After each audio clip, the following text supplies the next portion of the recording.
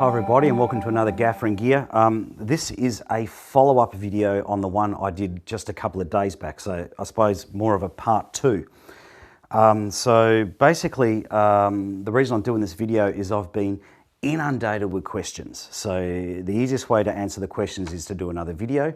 And also we have some photos of this thing being used on its first job. So you can see what this unit can actually do. So that's what's sort of going to be the hero segment of this video. But very quickly, one question before we get into the photos. One question that people have been asking me just week after week after week after week since people found out I had this for testing is, can you get the more powerful Forza 500 LED and stick this onto the back of this?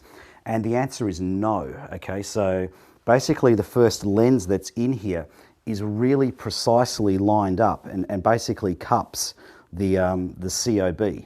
Okay, so the Forza's got a way bigger COB and it literally doesn't fit in the hole. So no, you cannot put any Forza lights onto the back of this unit. So that's a real quick answer. Okay, so before we have a look at the photos from this photo shoot, a very big thank you to the photographer Stan Trianides for a couple of reasons. Number one, for giving us the photos, and number two, for trusting us to have a look at his images straight out of the camera. So quite literally, this light 2 days ago became official. It could go out on its first job. Stan literally grabbed it the first day he could have it for this photo shoot. So that's how quickly things have turned around. So just to put things in context here, and I think it's very important before we look at someone's work, these are photos straight out of the camera. They haven't had time to be cleaned up or processed or photoshopped. They're literally straight out of the camera, okay? And the next thing I want to point out is that the photos we've been sent, just so you get some context, because this was a proper photo shoot, the photos we've been sent are photos that only used this as the light source. They didn't have any other lights running. It was just this, okay? So they did take other photos with flash units running as well in conjunction with this, but these are photos that show just what this can do. And also a very, very big thank you to the models for allowing us to use the images, and quite literally days ago, just days ago. So getting everything sorted out, getting permissions. Thank you very, very much. So let's have a look.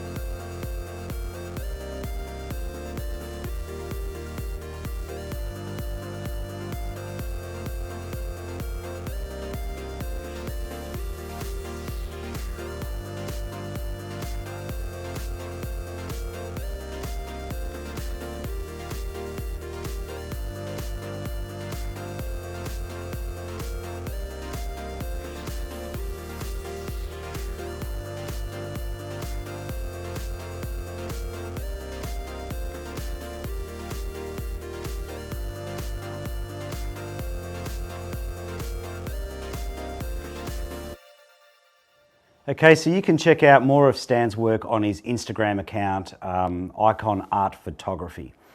Okay, the next thing I need to talk about is the 36-degree barrel. Everybody's been inundating me with messages asking how bad the concaving is. So, okay, I originally had a segment on this in the original video, and then I decided to chuck it out to reduce the video by 10 minutes. Now I wish I'd left it in. Okay, so by the concaving, what I'm talking about is this. So there and there, so it's sort of squeezed in.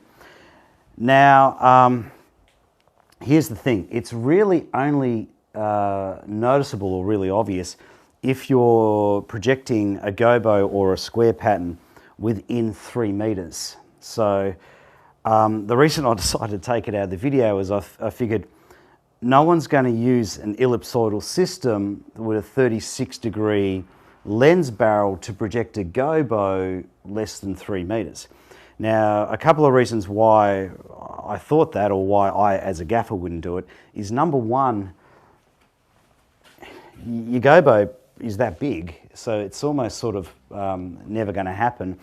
And number two, pretty much everybody else's ellipsoidal systems, with the exception maybe of D-Day-Light or Day-Day-Light, everybody else's ellipsoidal systems, if you put a 36-degree lens on at this distance and tried to project a gobo, that would be mud. Okay, so that would be very, you'd have focus issues with it, like the inside would tend to be out of focus, and it would just be loaded with color fringing, so it wouldn't work. So if you're looking at this and going, okay, well that's crap, pretty much everybody else's at this distance is crap as well. So it's sort of, you know, doesn't really matter. So that's why I didn't think to keep it in the video. The next reason I decided to ditch that segment out of the video was you'd never use it like this. Number one, you wouldn't project, say, a window pattern, you know, front on like this, because sunlight doesn't come through a window on this angle, you know, so it looks a little bit unrealistic. And the other reason you wouldn't do this is, you know, having you know, your gobo projector this close, square onto the wall. This thing would be in shot. So look, you'd typically have this off to the side so that it's not casting shadows, you know, from the actors. You typically have this off to the side and a little bit further away. So if I was to use a window pattern, this would be sort of typically more how it would look, because the light would be coming in on an angle. Now, what you notice here is nothing square anymore, and this is called parallaxing. So parallaxing basically means all of your parallel lines that are running through your projection are now traveling on a different axis. So that's parallaxing. So once parallaxing happens, because nothing is perfectly square anymore, okay, you can't obviously see the concave of the lens. Okay, you can see it here pretty obviously, but along here it's not as obvious anymore because there's nothing square there for it to make it jump out. Now, one thing I want to point out here is, okay, so we're on the 36-degree lens about 3 meters away from the wall on a fairly steep angle. If I tried this with pretty much any other ellipsoidal light, say an ETC or a Celicon, it wouldn't be this sharp across from edge to edge, and we would have an absolute crap ton of color fringing. So it wouldn't look as convincing as this. That's my opinion. It wouldn't look as convincing as this. Both of those lights, they wouldn't have this concaving. That would be nice and straight, but you wouldn't get, you know, this shadow quality across the projection. Now, one of the reasons I ditched this segment from the original video is on camera, the concaving looked more dramatic than it actually was. So this would have been very unfair to the product to show a photo like this. And here's why it looks so bad. Basically, we're in a small room on a wide angle lens, and the wide angle lens is actually adding to the effect. So if I take the same photo again and put a square box in, you can see that nothing lines up. The camera itself is exaggerating the extent of the problem.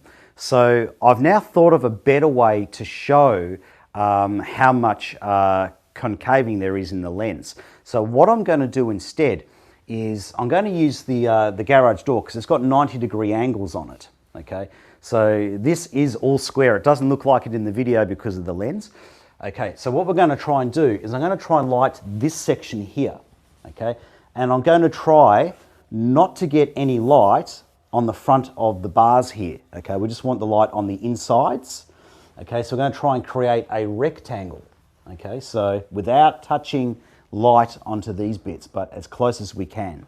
Now here's the end result. So just to point out, this was with the light 4 meters away. Okay, so once you get past 3 meters, it's really not that obvious.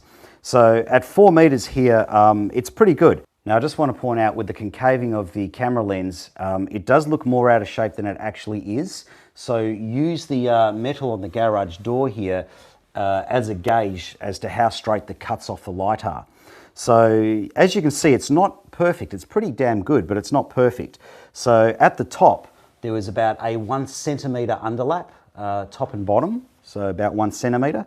And down the bottom, we did have an overlap of about an inch or just under an inch, and we had an overlap down here of about 1 centimeter. Now I did have to tilt the light to get light into there, so we probably do have a bit of parallaxing going upwards. But as you can see, it's not perfect, but it's pretty damn good. We're going to look at Stan's photos again, but this time what I've done is anywhere where this unit is projecting what should be a straight line, I've superimposed a straight line over it so you can see just how bad the concaving is in the real world.